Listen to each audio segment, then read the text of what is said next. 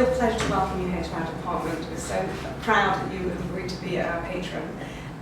You've been in the public eye an awful lot. What is it about you, your personality, do you think has really secured your career success? What traits? Determination, I think. Determination. I'm going to say bloody minded. I'll take that. I'll take that too. It's clearly worked. But you see, I was an only child, and parents who were quite elderly by the time I was born, and my father was 15 years older than my mother. And I don't know how I've developed this personality, but I think it was quite a lot to do with my parents, particularly my father. And the sort of life that we led, because we were quite a very poor family. And I remember as a child, very young child, I was a very young schoolgirl, my mother working and my father being unemployed. And I wanted to change things. I thought it was quite the wrong way around that my father, who wanted a job, and it wasn't his fault that he didn't have one, and that society was geared in such a way that there were no opportunities for him. I don't know that this develops my personality, but I felt very strongly about these things. And so I'm leading on to something else really, and telling you, well, why I chose the course of a career, if you'd like to call it a career, or a job, because I wanted to change things, to make society better, to improve things. And that came from your experience? And that came from my experience, I think, as a child.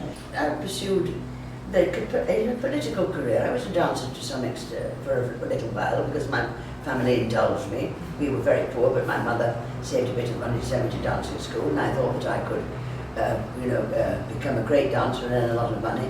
I hated the job at the end of it, and I was no good at it. But I was always very interested in politics. And then I went to work full-time for the Labour Party, which is my party of choice, as my environment, or my genes, or whatever you like to think of it, led me into. And then I worked across the road at the House of Parliament, as secretary to members of Parliament and to ministers. And I thought, and in fact, when I was growing up, I didn't have much confidence, because I never passed the 11 plus exam, and I didn't have any academic qualifications.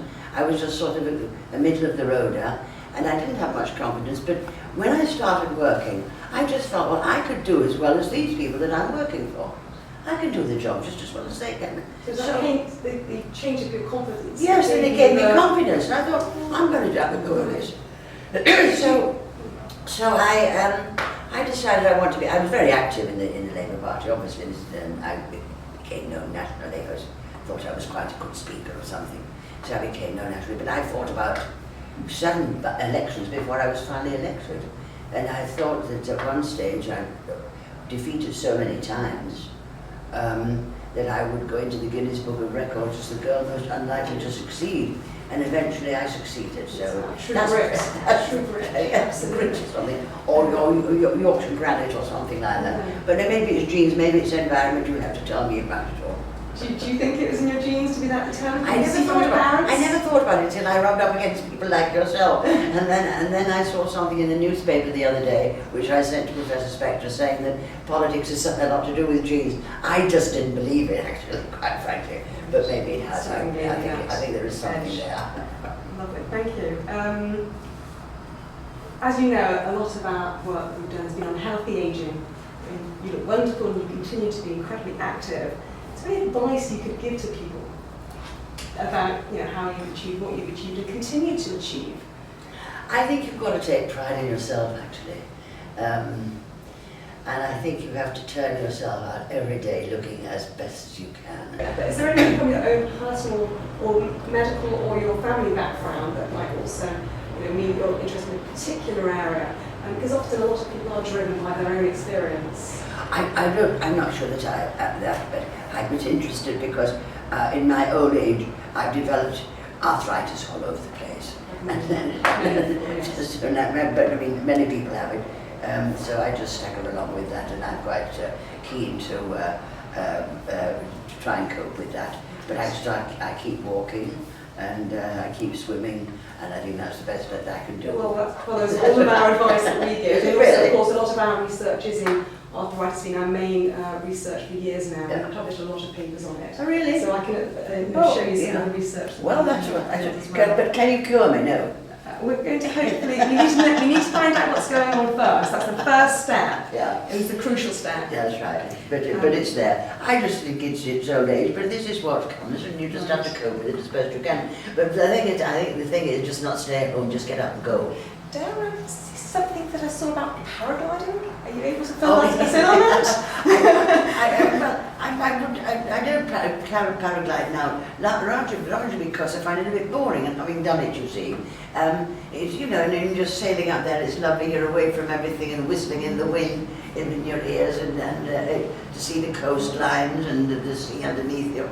And when you've done it half a dozen times, you think, well, you know, what's next? What's next? What's next? I've done that. The next challenge then. No, I don't do that very much more now. I think earlier in the year you actually visited our department and you actually had a visit, as if you were a twin. Yes. Which I'm not arguing. Was there anything memorable about that visit? Oh, it was very memorable because I had, not an X-ray, I don't know what you call it, but I had a bone density scan? A bone density scan. I was very pleased with that, and I got a very good report from Professor Spector about what I was like. And I said to him, could you let me have a copy of this, please?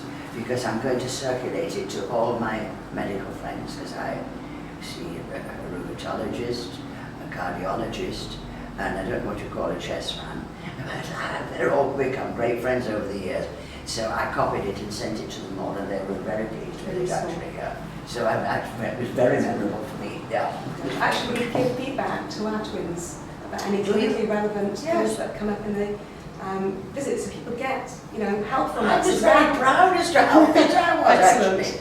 What made you accept our invitation to become our patron? What was it about us that most excited you going forward? And you know, because I was interested in what you were doing. I was pleased. I was very delighted that you accepted my invitation for me to come and do this program, BBC program to start with. And I was fascinated by the work you do, although I don't pretend to understand it, but you know, maybe eventually I'll learn a little more about it.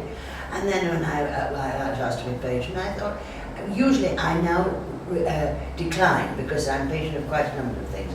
And I think if you're a patron of something, you ought to sort of have a little association with it. But I thought this is so worthwhile. I was very honoured. I really was truly honoured about it.